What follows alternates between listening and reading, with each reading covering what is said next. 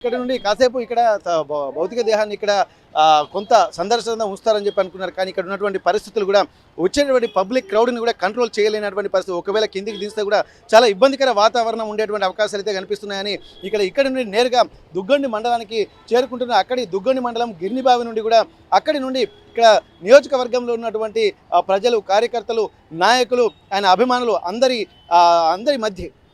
అందరి మధ్య అతన్ని భౌతిక దేహాన్ని కూడా ఇక్కడ నల్లబెల్లి మండల కేంద్రానికి తీసుకెళ్లి ఆయన స్వగృహం దగ్గర సందర్శనార్థం ఉంచుతారు.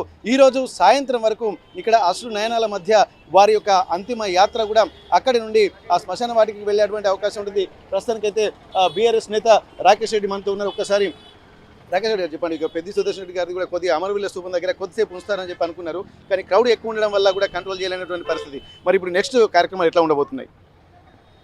పెద్ది సుదర్శన్ రెడ్డి గారు ఒక ఉద్యమకారుడిగా, ఒక ప్రజానాయకుడిగా, ఒక గొప్ప గుర్తింపు పొందినటువంటి నాయకుడు కాబట్టి అమరవీరుల స్థూపం దగ్గర వారి పార్థివ దేహాన్ని ఉంచి వారికి నివాళులు తెలిపాము.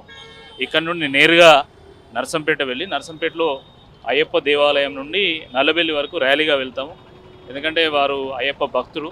ప్రతి సంవత్సరం కూడా పెద్ద ఎత్తున అక్కడ పూజా కార్యక్రమం కూడా చేపడతారు నర్సంపేటలో. కాబట్టి ఆ అయ్యప్ప దేవాలయం నుండి నల్లబెల్లి వరకు ర్యాలీగా వెళ్ళి వారి అంతిమ కార్యక్రమాలు నిర్వహిస్తాము. పెద్ది సుదర్శన్ రెడ్డి గారు ఒక క్రమశిక్షణ కలిగినటువంటి ఒక నాయకుడు. తెలంగాణ ఉద్యమంలో కానీ లేదా కేసీఆర్ గారు ముఖ్యమంత్రి అయిన తర్వాత, వారు ఎమ్మెల్యే అయిన తర్వాత వారి పనితీరు నిజంగా ఒక స్ఫూర్తిదాయకం. వారు చూపినటువంటి ఒక బాట ఇప్పుడున్నటువంటి కొత్త యువ నాయకులందరికీ కూడా ఒక మార్గదర్శకంగా అందరూ కూడా భావిస్తూ ఉంటారు. చాలా ఆర్గనైజ్డ్ ఉంటారు, చాలా సిస్టమేటిక్గా ఉంటారు. ఎంతటి పనినైనా కూడా దాన్ని చాలా ఒక సిస్టమేటిక్గా దాన్ని సింప్లిఫై చేసి దాన్ని నిర్వహించేటువంటి ఒక నాయకుడు వారు లేని లోటు తెలంగాణ వాదానికి, తెలంగాణ తత్వానికి, మన ఓరుగల్లు గడ్డకు, ముఖ్యంగా మన నర్సంపేట ప్రజలకు తీరని లోటు.